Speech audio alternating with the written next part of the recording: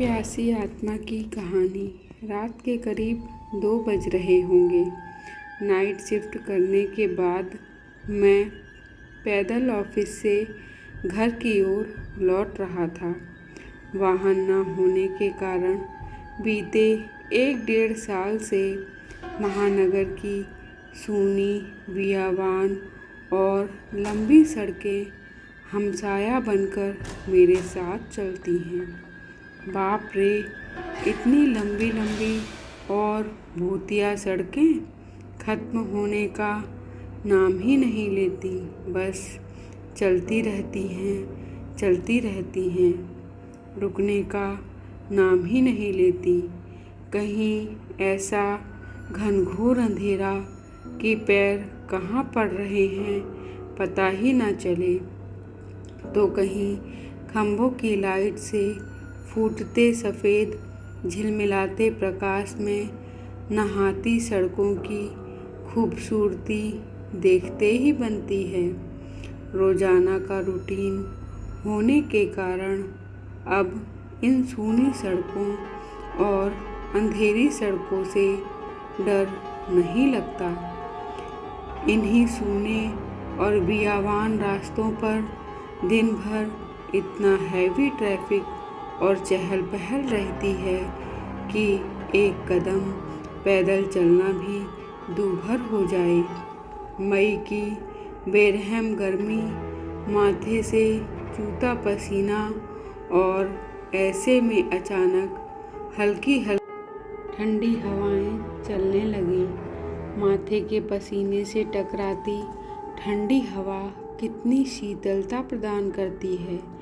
ऐसे में कौन बेवकूफ़ होगा जिसका मन गुनगुनाने को नहीं करेगा।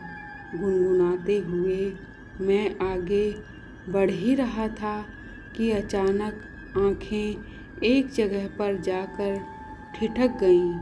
सड़क किनारे एक सभ्य सी महिला खड़ी दिखाई दी। करीब 100 फीट की दूरी रही होगी। कंधे पर छोटा सा बैग लटका था, वहीं पैरों के पास भी एक ब्रीफकेस जमीन पर रखा दिखाई दिया। सफ़ेद प्रिंटेड वाली साड़ी से जिस करीने से उसने अपना सिर ढक रखा था, उससे तो वो किसी भले घर की ही गृहिणी लग रही थी। लेकिन इतनी रात गए, वो भी शहर के भीतर से गुजरने वाले हाईवे पर, कुछ अजीब सा लगा। हो सकता है मायके या ससुराल वालों ने बस में बिठा दिया हो और किसी कारणवश लेट होने पर महिला को देर रात यहाँ उतरना पड़ा हो। शायद उसका घर यहीं कहीं आसपास ही होगा, या फिर शायद सवारी ऑटो या रिक्शे का इंतज़ार कर रही होगी। लेकिन इतनी रात गए रिक्शा कहाँ मिलेगा। शायद घर का कोई परिजन गाड़ी लेकर आ रहा होगा। शायद सोचते हुए मैं उसके बहुत करीब आ गया। नज़रों से नज़रें टकराईं, मगर वो जरा भी नहीं झेपी। मेरी आँखों में बराबर देखती रही, भय का नामो निशान तक नहीं। वरना इतनी अंधेरी और सूनी रात में एक अकेली महिला कम से कम मुझ जैसे मवाली सरीखे इंसान को देखकर तो डर ही जाए। लेकिन वो लगातार घूरती रही। चेहरे पर ना कोई भाव, हाँ, होठों पर मुस्कुराहट बराबर जमी रही। मैं ही झेप गया। मुझे ही नज़रें हटानी पड़ी, कहीं ऐसी वैसी तो नहीं। फिर एकदम से सिर झटक दिया, होगी कोई, मुझे क्या लेना है। मैं तेज़ी से कदम बढ़ाता हुआ अनजान महिला को क्रॉस कर गया। अनजाने डर और शर्म के मारे मैंने फिर पलटकर नहीं देखा।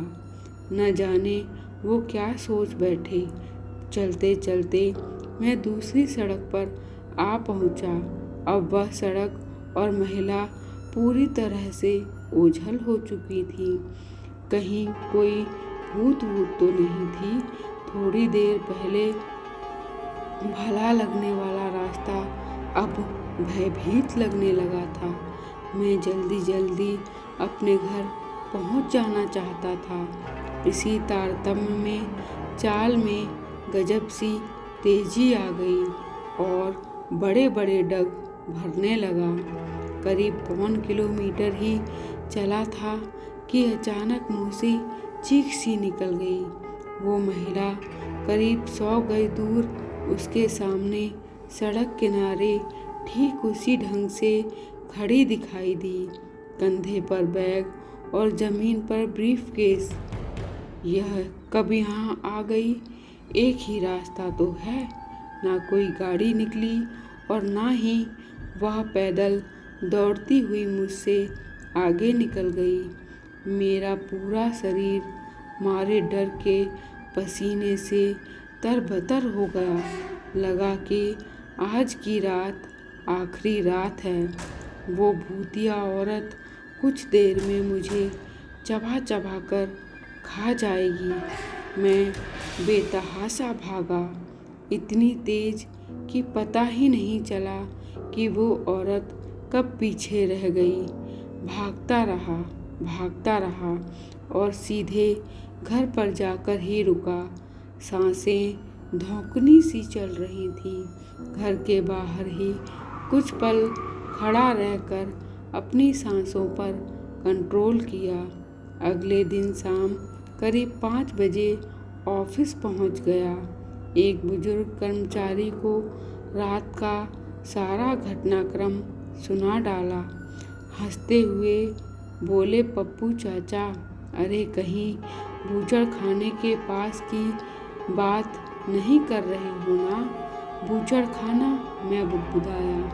हाँ, बूचड़ खाना। जहाँ जानवर कटते हैं बेटा, वो सड़क बहुत खतरनाक है। बहुत हादसे होते हैं वहाँ। तेज रफ्तार बड़ी गाड़ियों ने बहुत सारे लोगों को कुचला है। सुना है कि एक औरत को उसके ससुराल वालों ने निकाल दिया था, तो बस का इंतज़ार कर रही उस औरत को भी एक ट्रक ने रौंद डाला था। तुझे ही नहीं, बहुत सारे लोगों को दिख चुकी है। लेकिन बेटा, भली औरत की रूह लगती है, कभी किसी को नुकसान नहीं पहुंचाती। मैं हैरान था और परेशान भी। अब कैसे निकलूँगा उस रास्ते से रात में पैदल, और एक आत्मा औरत की रूह से आमना सामना हुआ है मेरा। धन्यवाद दोस्तों। मुझे उम्मीद है आपको मेरी कहानी पसंद आई होगी, तो प्लीज़ कमेंट बॉक्स में कमेंट ज़रूर करें। कृपया मेरे चैनल को लाइक करें, शेयर करें, सब्सक्राइब करें। धन्यवाद।